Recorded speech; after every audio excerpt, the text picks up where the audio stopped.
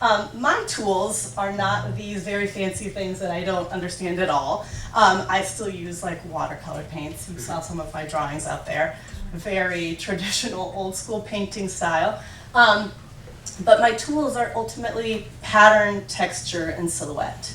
So a fabric, how that fabric fits on the body, and how that composition of things can convey those questions that I asked myself earlier. So the two examples that I have here are kind of extremes, but you can see obviously here a very bright, colorful pattern with a fabric that's soft and flowing in contrast with something that is a little bit more structured and severe that feels a little bit more conservative and traditional as opposed to obviously a fabulous hippie caftan from the 70s, right? Mm-hmm. So immediately you can kind of start to feel the difference between these two women.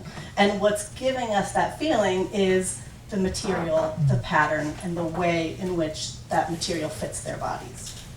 And sometimes with women's clothes we have, you would think, a lot more options, but I really love menswear, which a lot of people are like, it's gonna be a suit. It's just a suit, it's a suit, it's a suit, and it hasn't changed really since the 1930s. It's not true. There's very small details that make all the difference, and that's why it's fun. It's that it's a very subtle thing that you get to convey with menswear. And so here you have two examples of a guy in a suit. But again, the difference between a pattern and a texture and the way in which it's worn can convey the softness and warmness of a slightly nubbier wool with a pattern that is a little bit more legible and feels a little more playful.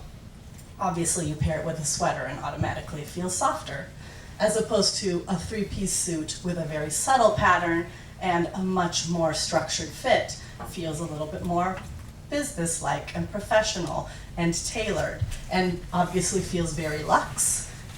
This can also be a very fancy gentleman, but they feel different to us. This person feels a little bit more rigid, a little bit more severe, as opposed to the softness of something like this. And then obviously, my job extends to thinking that same way about every single piece that every character is wearing. From a pin that an audience member may never see, but means something to the actor. Because a big part of what I do is also to help the actor become this person. And so a big part of my job eventually, once we have an actor, is the collaboration with them as well. Finding a way to encompass, with all of the research that I've been doing for months, all of the ideas that they bring to the table, that a director brings to the table, of who they think that character is and what's important to them to convey to the audience. So obviously similar thoughts go into a purse or a tie or a brooch or an earring that I like to think maybe an audience member isn't directly aware of, but hopefully you feel it and you understand who the character is, even if it's a subliminal message that we're sending your way.